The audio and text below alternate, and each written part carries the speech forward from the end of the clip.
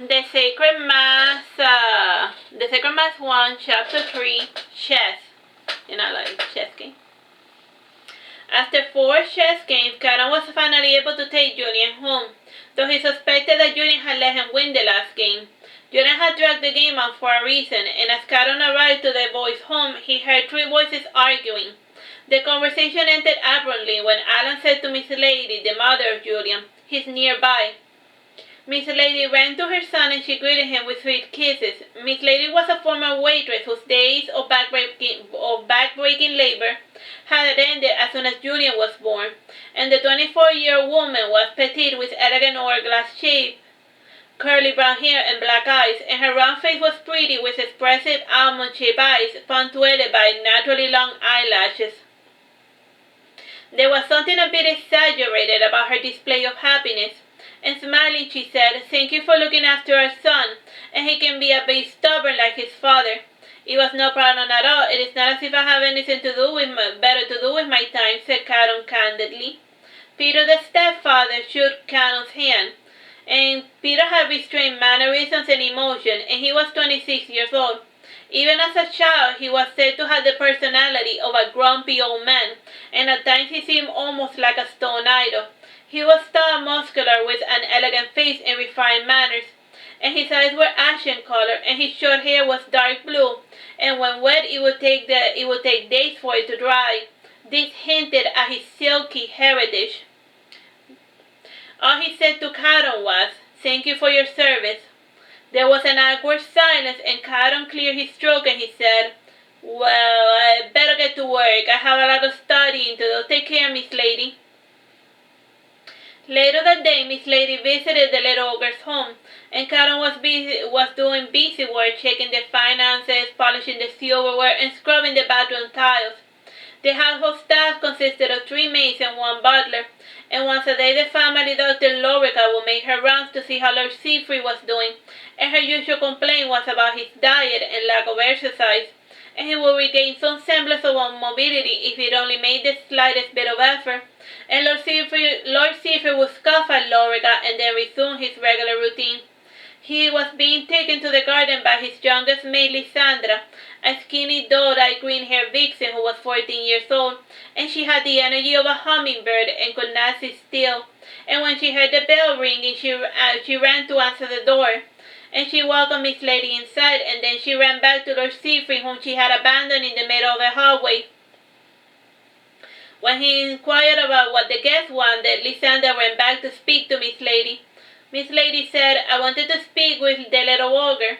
"I am going to fetch him. Wait here," said Lysandra, running off. Before getting a job as a maid, Lysandra worked as a delivery girl, and when the war started, she was a fleet-footed messenger, and she could have gotten married after the war, but she chose to work instead, and she was not the type of person to remain idle. Lysandra ran all over the house looking for the little ogre, and by now the old butler Regis had taken over the duty of taking Lord Siegfried to the garden. At the age of 1045, Regis looked like a dried raisin. The elf was bald with pointed ears and small, suspecting ash eyes. They're up to something. Regis had been working for Lord Siegfried for more than 50 years. He could have retired, but Regis was allergic to idleness. He planned on working till he was physically no longer able to go on. Regis took over Lysandra's tie, and Lysandra came running, but she stopped when she saw Caron sleeping in the garden. And Lord Siegfried made a motion to get Lysandra to quiet down, but it was too late. Caron awoke, and there was nothing to be done. Sighing, Lord Siegfried said, "Goodness, Lysandra, what is so important a person that it required disrupting my son's dreams? He barely gets any sleep at night." "I'm so sorry," repeated Lysandra. "But the mother of that sad kid, what's her name? Miss Lady, she wants to speak with Caron." Caron got up from the grass and he dusted himself off, and he yawned a little, and then he went to follow after Lysandra. Lysandra started to hurry up ahead, but when she turned around, she saw Caron was walking at a slug's pace. The girl stopped and she started tapping her foot with impatience. Caron always walked extra slowly when being guided by Lysandra. When he made it to the tea room, he said to the maiden, "You are dismissed." The tea room had 2 couches, a writing desk, and near a window that faced the garden, and a shelf of books, and there had been some family portraits, but they were now rotting away in the attic. Caron sat down on the writing desk, and he rested his head against the red cushions of the back of the high chair. Yawning, he asked, "How are you doing, Miss Lady? Do you feel all right?" Oh, I'm fine," said Miss Lady, smiling, and thank you for asking. I spoke with Gregory, and he is quite pleased that you were able to indulge our son, and by, can you play chess with Julian again tomorrow? The boy needs to be kept busy until Gregory feels better. "Will do. How is Gregory doing?" asked Caron with a head slightly falling forward. "Oh my goodness, you don't seem to be doing all right yourself," said Miss Lady, looking about. And she found a pillow and she placed it under Caron's head, and as soon as Caron felt himself comfortable, he closed his eyes and he sighed. Finally sleep. Miss Lady tiptoed out of the tea room, and she saw Lysander, and she whispered to her, "The little ogre is sleeping." Lysander removed her shoes, and then she went to inform all where Caron was sleeping. Later in the afternoon, Bron returned home after having a date with his wife, and he had taken her to swim in the beach, and both were tan and in a good mood. Bron was not aware that his brother was sleeping, so he opened the door to the tea room. Caron started and said, Hi, how was the beach?" "Sorry," said Bron apologetically. "It's fine, my neck was starting to hurt anyway," said Caron, sitting up. After dinner, Caron read a bit, and then he took a bath, and he brushed his teeth, and he opened the window to let the cold sea breeze in, and with these preliminaries concluded, he made the effort to sleep. The storm clouds fell upon Wallen, and a faint rain began to fall, and once again Caron awoke to the familiar sound of Charlie crying, and he stumbled to the empty halls of the house looking for the source, and this time it led him to a little graveyard in the garden. And Bron had wanted to bury the kid in the cemetery, but Lysander insisted on having her firstborn nearby. The sound of Charlie crying grew stronger as Caron approached the grave, and during the first week of Charlie's death, Caron had tried to unbury the child because of the cries he hallucinated due to his lack of sleep. And on this night, Caron left the house still in his nightgown, and he roamed the streets to try to get away from the ghost that haunted him. And eventually he stumbled and started to fall, but Allan caught him before he fell to the ground. Allan pondered what to do with Caron. Caron fell into a deeper sleep while being held inside Allan's arms. And the general rule of the city was that if Caron found a comfortable spot to sleep, that spot should not be disturbed. Allan teleported to the cliff in order to muse a bit, and on that night the twin moons were both full, and under their light Allan looked into Caron's sleeping face, and Allan fancied that Caron looked very beautiful under the moonlight. Allan sat down on top of a rock overlooking the beach, and he felt Caron trembling and stirring in his sleep. Allan looked into Caron's mind, and the youth was having that nightmare again. Allan kissed Caron's forehead, and he started to hum a lullaby his father Helmer used to sing, and Allan heard a familiar voice humming the same lullaby.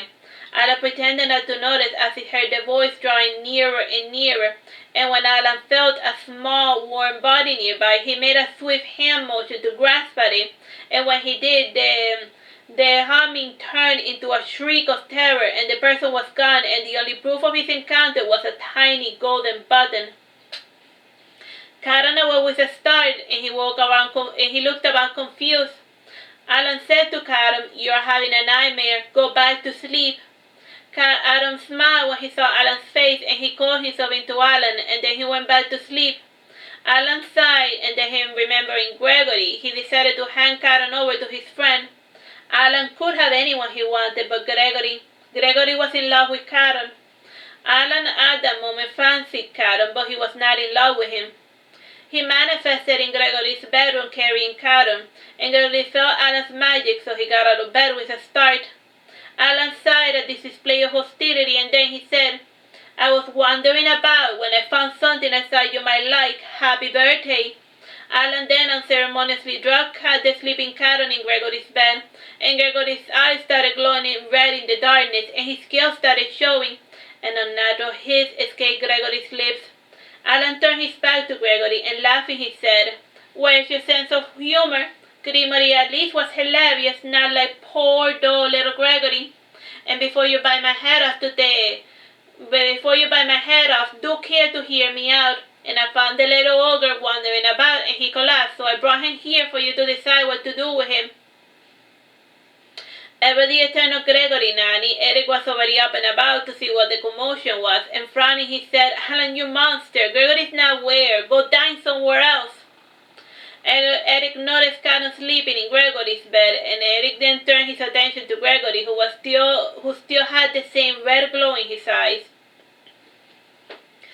Gregory sighed deeply, and his eyes returned to their original luster. Gregory sat down beside Caron, and he gingerly started to play with one of the long, blonde strands of hair, and Caron was barely aware of his surroundings. All he heard was incomprehensible voices and sounds. He opened his eyes, and he made an effort to stand, and Caron recognized Gregory's face, and he gave a pathetic smile. Gregory drew nearer, and he whispered to Caron, Allan found you wandering about and you collapsed. Try to get some sleep, Caron. These words Caron was able to understand, and feeling himself safe, he fell into a deep slumber again, and Gregory resumed to playfully patting of Caron's blonde hair. Allan said with telepathy, Do I put him back, or do you wish to keep him? Gregory sighed and he whispered, We better put him back before the big ogre pitches a fit about missing his little brother. Allan waited in silence as Gregory continued to toy with Caron's blonde hair, and eventually Gregory said to Eric, Can you hand me a scissor? Eric left the room and he came back with paper scissors, and Gregory took the scissors and he whispered with a childish smile on his face, Honestly, Eric. Gregory then proceeded to cut the split ends of Caron's hair, and he did it in a choppy, uneven fashion, either on purpose or due to the low light. And when he finished this task, he said to Allan, You can return the little ogre to his brother. Allan teleported into Caron's bedroom, and he covered Caron with bedsheets, and he also closed the windows. He was about to depart when he heard Caron coughing, and Allan lighted the fire, and he waited a little till Caron was completely asleep. Allan then stole a kiss, then another and another, and before he got carried away, he returned to see how Gregory was doing. Gregory was in the process of eating the locks of blonde hair he had harvested from Caron, and Gregory sensed Allan's bewildered expression. Frowning, Gregory said, Who are you to judge me? Shoo, shoo. Allan still lingered in the room, and Gregory sighed and he said, Now do you believe me? He is nearby. I did hear him call my name. I'm not crazy, he said, trying to change the topic. Allan showed Gregory the little button, and then he said, smiling sadly, I heard him. I saw him. I was singing a lullaby to Caron, and then my father started singing and drawing nearer, and I reached for him, but he screamed and disappeared. I don't understand. He acted like he was afraid of me. The armory nanny in her cat form sat on the table, and she smiled with many mouths, and then she said, You have been chasing after your father for years, and he has always fled. And this year you both did nothing, and he came of his own accord. Why not continue doing nothing? Do nothing for my poor father, said Allan, giving a fake smile. Yes, that sounds swelling, Alice. Good idea, Alice. Why didn't I think of it before? Do nothing. Ha ha ha ha ha. Come morning, Caron awoke feeling well rested, and it had been ages since he had managed to consolidate a proper sleep. He got up and he went to take his shower, and when he brushed his wet hair, he noticed that there was something missing. He tried to force his memory, but he remembered nothing of the night before, and he passed his index finger over his lips and his mouth for reasons he did not understand. And sighing, he said to himself, Well, it's not the worst way I have returned from my nightly wanderings. That's the end of that chapter. Bye-bye. God bless.